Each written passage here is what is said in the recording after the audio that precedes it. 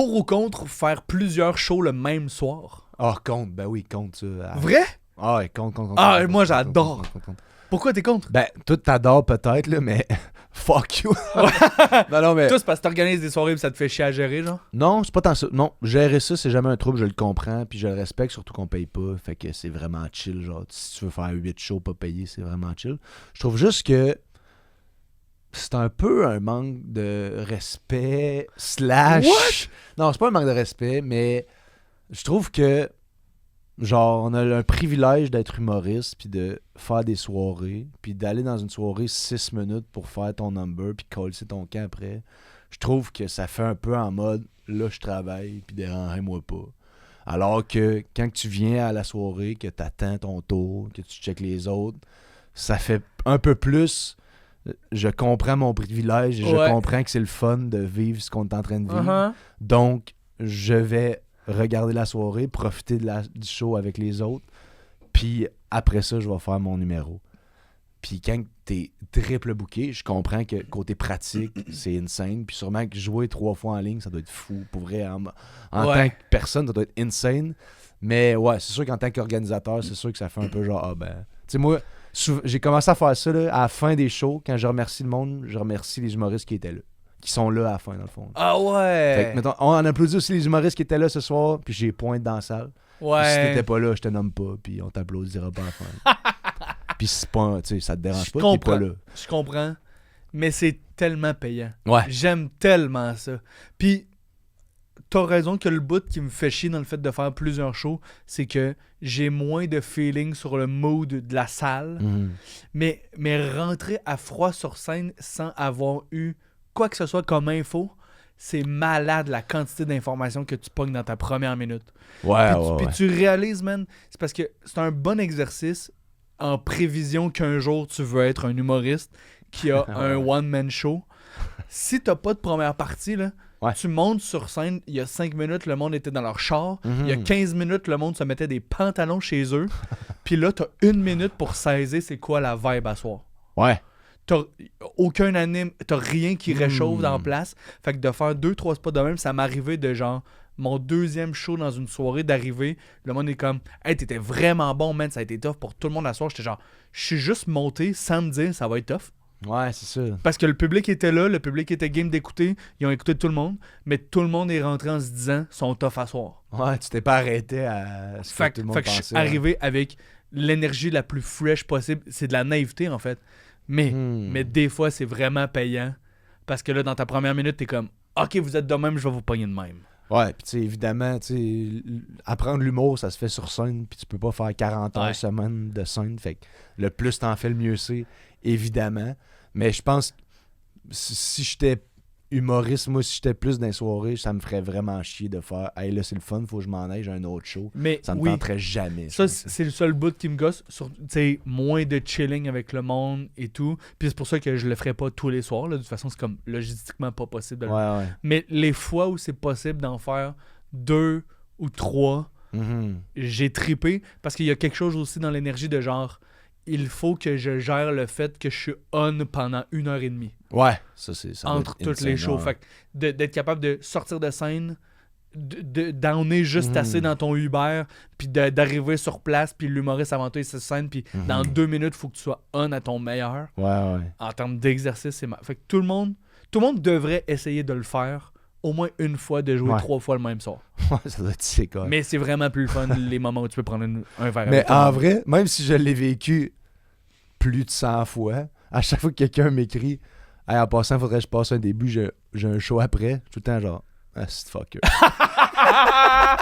Je comprends. C'est tout le temps genre « Mais là, t'es pas si hot que ça, là.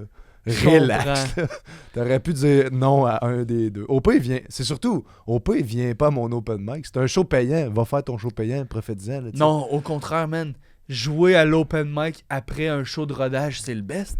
Parce que t'es dans une énergie que tu viennes de faire tes jokes, ça a marché ou whatever.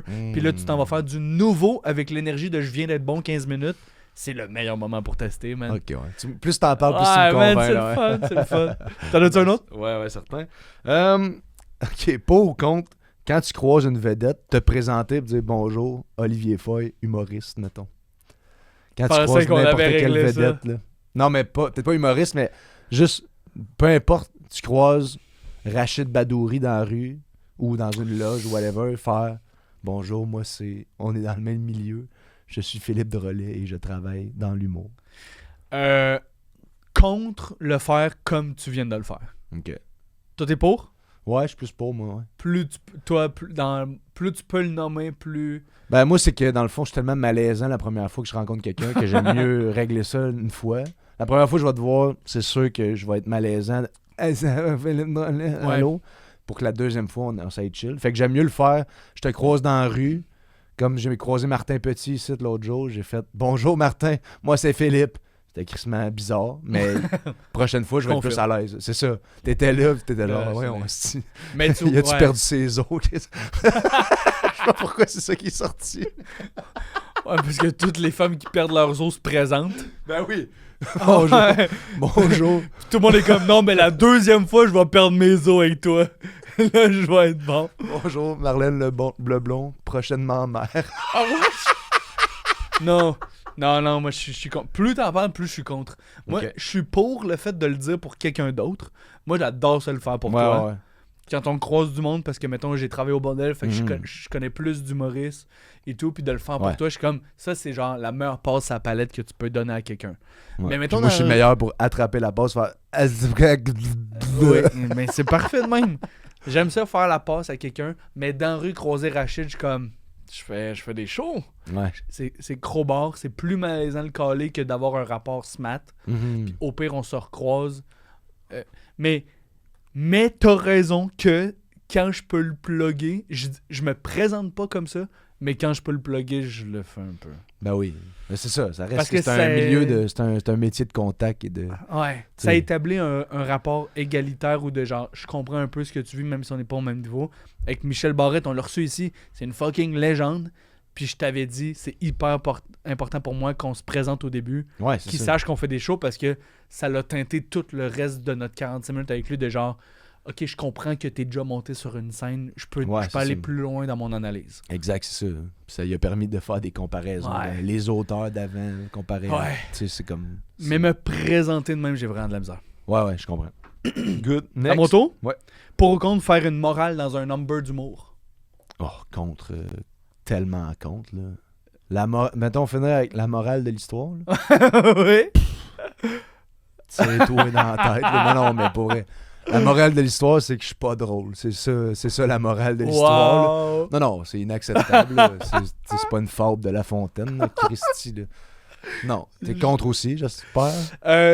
Hey, ton hésitation me fait Je chier! Je suis pour si c'est bien fait. Mais je suis d'accord Ouais, mais- que ça ne peut pas être la dernière chose. Mais comment ça peut être bien fait?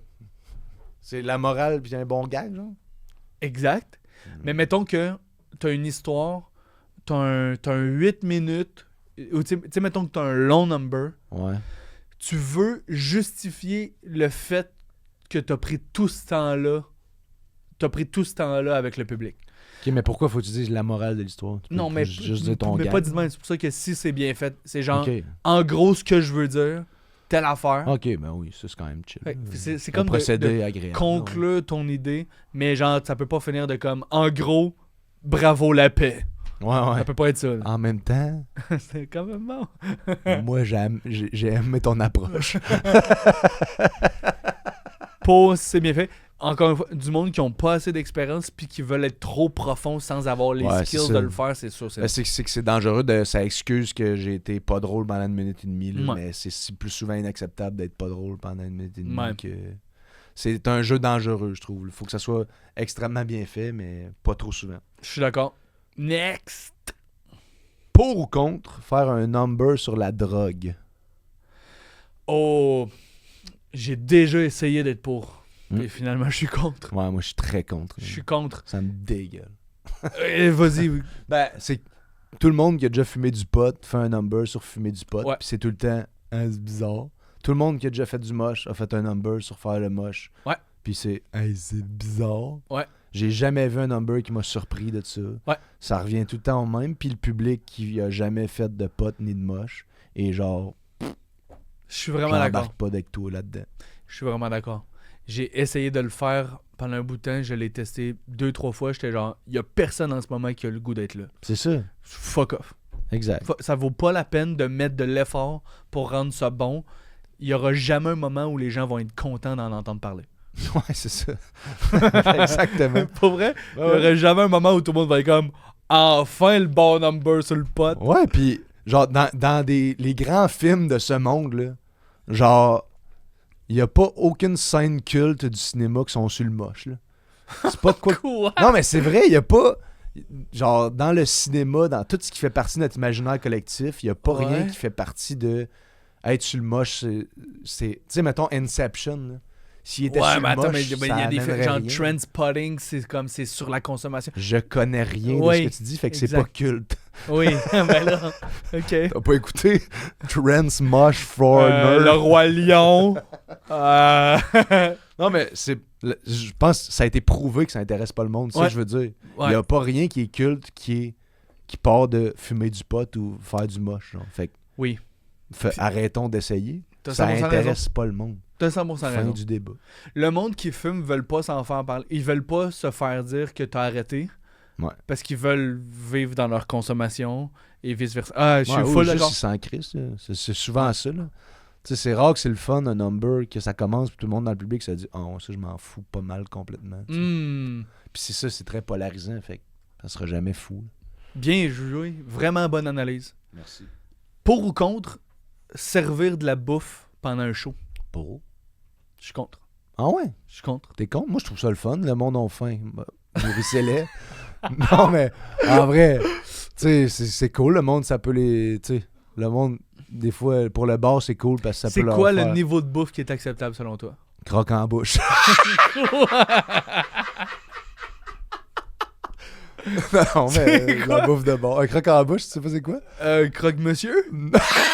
Quoi? Non, un croque en bouche, c'est une pyramide de choux avec du caramel dessus. On mettra une image au montage, peut-être, là. Ok, qu'est-ce qui est acceptable? Tu sais, mettons dans les bars, souvent, c'est finger food, là. Ouais, exact. Mais tu sais, moi-même, un hamburger ou un steak, ça serait pas un trouble. Là. Un steak? Ouais. Tu me niaises, tabarnak? Ben non, mais mange ce que tu veux. Moi... Clink, clink, clink, clink, clink, clink, clink. C'est ça qui te dérange, toi? C'est le bruit que ça fait? Tout me dérange de la bouffe. C'est que ça enlève l'attention? Hier, j'étais dans un show... Hier, il y avait du popcorn. C'était contre le popcorn, c'est ça. Okay. Ça, c'était nice. Parce que le gars en première rangée, j'ai dit lance-moi un popcorn dans ma gueule. Je l'ai attrapé, puis là, c'était bon. C'est mon party trick. Incroyable. Popcorn, ça passe parce que je suis capable de l'attraper dans ma gueule. Puis après, pendant genre mes 2 autres jokes après, j'étais comme calice de tabarnak. Ouais, c'est ça. J'ai de quoi dans la gueule. Mais pour vrai, je suis contre. Je trouve que si le monde a faim, va souper. Puis dans une soirée d'humour, c'est tellement tough avec nos selles et tout, demander l'attention du monde. T'es là 1 heure, là, 1h10, là. Toute l'attention que tu peux donner à l'humoriste, ça va donner le meilleur spectacle possible. Si tu manges des wings, puis t'es sale, puis tu t'essuies, t'es pas là, puis si t'as de quoi dans la gueule, tu ris pas. Fait que c'est vraiment, c'est contre nature c'est vrai de demander au monde de rire avec de quoi dans la gueule. Le monde sont pas là. Juste une frite, juste l'attention que tu checkes ta frite, laquelle, ta trempe, ta manche, t'as manqué 6 mots de la prémisse. Je suis de plus en plus d'accord avec toi, mais en même temps, il y a du monde que ça fait partie de l'expérience de « à soir, on sort, on va faire un souper spectacle ». Oui, mais dans un show, moi, au bordel, j'adore ça manger. Ouais. Pendant que je regarde, moi, j'adore ça. Mais fait que t'es très je sais plus c'est quoi mon point. Mais pour vrai... Faites ce que je dis, faites pas ce que je fais. Là. Ouais, exact. Mais moi, j'aime ça manger, j'aime ça manger. Hein. Glouton. Mais je pense que ça... tu sais, au bordel, c'est parce que c'est des conditions parfaites. Il y a 80 personnes, quand même bien qu'il y en a 5 qui ont pas ri de la joke live parce qu'ils ont un grilled cheese dans la gueule à ce moment-là. Le reste de l'ambiance est impeccable. Mais généralement, là, mettons, jouer dans une cage au sport, ça a l'air horrible. Ah, moi, c'est mon rêve, ça. OK. Hey, ça a l'air le fun. Tout le monde qui écoute pas tant. Quand il y a un but, ça crie. Ah, wow. Mon rêve absolu. Non, man. Non, si c'est de la bouffe, t'es comme... Non. T'applaudiras jamais aucun humoriste œil droit gras de grilled cheese. OK. Pour ou contre? Pour ou contre avoir un propos? C'était pas ça l'affaire de la morale? Non. OK. Avoir un propos. C'est-à-dire que ton propos prend plus de place que les jokes? Ça peut être bien fait ou non. Ma question, c'est vraiment... C'est peut-être plus large dans le sens que est-ce que l'humoriste doit avoir un propos? Doit moi, défendre... je vais dire non. Non, moi, je dis plus oui quand même. Ah ouais? Ouais. T'as tellement le point de vue d'un auteur. Tu veux rajouter un layer à ce qui est présenté? Pas nécessairement. Mais il y a quand même de quoi de... Faut faire rire, mais s'il y a une petite raison pourquoi c'est drôle de plus que juste lol, j'ai dit des mots drôles, je pense que ça devient vraiment trippant. Je suis pas d'accord. Je pense que la priorité, c'est divertir, faire rire. Ouais. Point. Ouais. S'il y en a un peu, fine, mais dans mon stand-up, le moins possible. Mm-hmm. Ou à la limite, c'est dans la prémisse, puis je prends le temps de t'expliquer quelque chose, mais c'est pour créer ma surprise. Ouais. Mais si c'est genre entre deux numbers, puis tu prends du temps, puis ça devient un speech, c'est ça. je trouve ça... Non, évidemment, il faut jamais plate. que le propos prenne la place du Puis drôle. je vais nommer quelqu'un. Si moi, je me Ouais. mets dit mon ado aujourd'hui. Uh-huh. J'ai vu Adib roder son dernier show, le député des voleurs. Au bordel, il rodait par 12-14 minutes de temps. C'était tête, mon gars. C'est des bons bits, là. Vraiment des bons numbers. Puis je suis allé voir son heure à Place des Arts et j'ai trouvé son show dilué. Parce que il y avait 120 jokes, mais il a rajouté 20 minutes de jasage. De propos, ok, ouais. Puis je trouvais que là, ça avait comme pris trop de place, puis ça m'a sorti, puis j'étais genre, je peux pas croire que c'est les mêmes jokes que j'ai vu au bordel, que ça gonne, man. Ça gonne, Moi, j'aurais vu ce show-là en 1h10 au lieu d'avoir écouté 1h25 à la Place des Arts. Je trouvais que de vouloir en mettre trop, ça l'a dilué son niveau de joke. Ouais, c'est dangereux. Mais ça reste que ces moments-là étaient bons. Puis je comprends pourquoi il l'a fait, mais moi, d'avoir vu la V1, j'ai trouvé qu'il a comme rajouté un layer de trop. Moi, je trouve qu'une affaire importante, c'est de savoir de quoi tu ris. Fait que quand tu fais un number sur whatever quoi, mais mettons, je sais pas là, mais mettons, si on reprend l'exemple de Jean-Michel Martel, du prof d'art plastique, mettons, là, mais genre, y a pas ça a l'air de pas avoir de propos, mettons, mais ça reste qu'il rit de plein d'affaires réelles, des cours, des profs, de ci, de ça. Mais t'as-tu besoin de le nommer, tu sais? Non, il n'y a pas besoin de le nommer, mais je suis pas mal sûr que lui, dans sa tête, il s'est dit, c'est ça mon propos. Peut-être pas non plus, là. Tu connais plus que moi, mais genre... Je pense qu'un créateur sache à quoi il s'attaque, c'est très important. Je comprends, mais ça n'a pas besoin de paraître pour que tout le monde le catch. Ouais, exact. Tu sais, moi, non, plus t'essayes de le montrer, moins ça a un effet positif. Ouais, c'est ça. Fait que s'il existe, puis que le monde qui l'écoute peuvent le catcher malade, mais plus t'en parles, moins c'est bon. Dirais-tu.